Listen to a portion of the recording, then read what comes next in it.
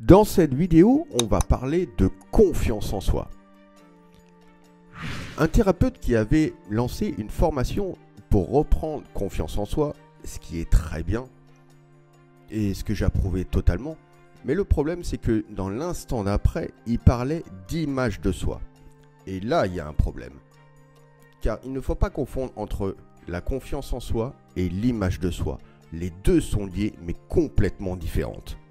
Donc on va faire un tour sur la confiance et la bonne définition et la différence entre la confiance et l'estime de soi. Alors on va voir maintenant la différence entre la confiance et l'estime de soi. Avoir confiance en soi, c'est d'avoir la conviction de réussir face à une situation. Et avoir confiance en soi, c'est d'avoir la capacité d'agir malgré vos doutes. Par contre, pour l'estime de soi, c'est tout simplement l'image que vous pouvez porter sur vous-même. C'est avoir tout simplement la perception de votre propre valeur. Alors, quelles sont les causes d'un manque de confiance en soi? Déjà d'une, se dévaloriser.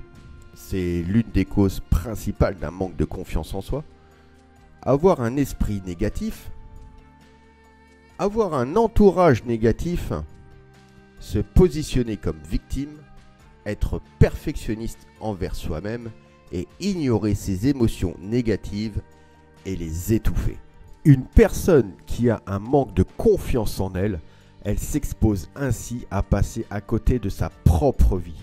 Elle sera donc incapable de concrétiser ses aspirations et de faire face à son avenir. Et face à ce manque de confiance, cette personne, elle peut s'isoler complètement et être liée à un état dépressif. Alors pourquoi on perd confiance en soi? Il y a plusieurs raisons. Une culpabilité intense, des troubles dépressifs, des états anxieux, surtout sur l'anxiété sociale, les phobies, l'hypervigilance qui est liée à l'anxiété, le stress post-traumatique, une solitude prolongée, la peur d'échec et bien d'autres. Alors, je vous ai fait une échelle de la confiance en soi, en partant du principe que tout en haut, vous avez une totale confiance en vous. Et en arrivant tout en bas, vous n'avez aucune confiance en vous. Vous allez voir que ça va changer la donne par rapport à votre conversation interne. Donc en premier, oui, je l'ai fait. C'est une personne qui a une énorme confiance en elle. Ensuite, je vais le faire. Après, je peux le faire. Je vais essayer de le faire. Comment puis-je le faire? Je veux le faire. Je ne peux pas le faire et je n'y arriverai jamais. Donc là, vous voyez bien que ça va être compliqué d'atteindre vos objectifs si vous n'avez aucune confiance en vous et que votre discours est totalement négatif. Donc, vous aurez des pensées toxiques. Alors, pourquoi développer la confiance en soi? Développer la confiance en soi, c'est une qualité très appréciée dans le monde professionnel, car tout simplement, elle va améliorer la performance aussi bien individuelle que collective. La confiance en soi, elle va renforcer cette capacité à relever les défis. Elle va contribuer aussi à la croissance et au succès de l'entreprise. Alors, comment se manifeste la confiance en soi? Avoir confiance en soi, c'est avant tout un état d'esprit, c'est-à-dire le mindset. Avoir confiance en soi, c'est aussi relever les défis du quotidien. Avoir confiance en soi-même, avoir confiance en ses pensées, en ses croyances, mais surtout avoir confiance en ses propres capacités. Alors voici 5 étapes pour développer votre confiance en soi. La première étape, bien évidemment, c'est se connaître. Connaître sa personnalité.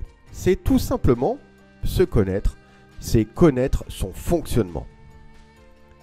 La deuxième étape, c'est reconnaître ses points forts. Reconnaître ses points forts va bien évidemment faire sa propre analyse de ses points forts et ensuite on fera sa propre analyse consciemment de ses points faibles. Et par rapport à ces points faibles, on pourra les améliorer. Troisième étape, c'est lire, se former et être curieux ou curieuse.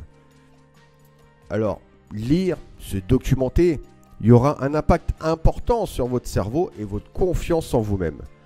C'est-à-dire, lire, la lecture, va développer une créativité dans votre cerveau. En 4, prenez soin de soi. Alors, prendre soin de soi, ce n'est pas uniquement le côté physique, c'est le côté mental et psychique. Et en 5, se mettre à l'action. Alors, quand on dit se mettre à l'action, c'est pas se mettre à l'action d'un objectif très grand. Prenez tout simplement des toutes petites actions et félicitez-vous.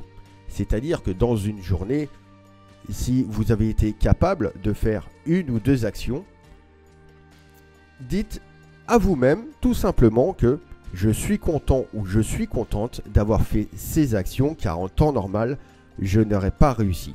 C'est la fin de cette vidéo sur la confiance en soi. La prochaine vidéo va être dédiée sur l'estime de soi. Et là, vous allez voir vraiment la différence entre la confiance et l'estime. Je vous dis à bientôt pour d'autres vidéos.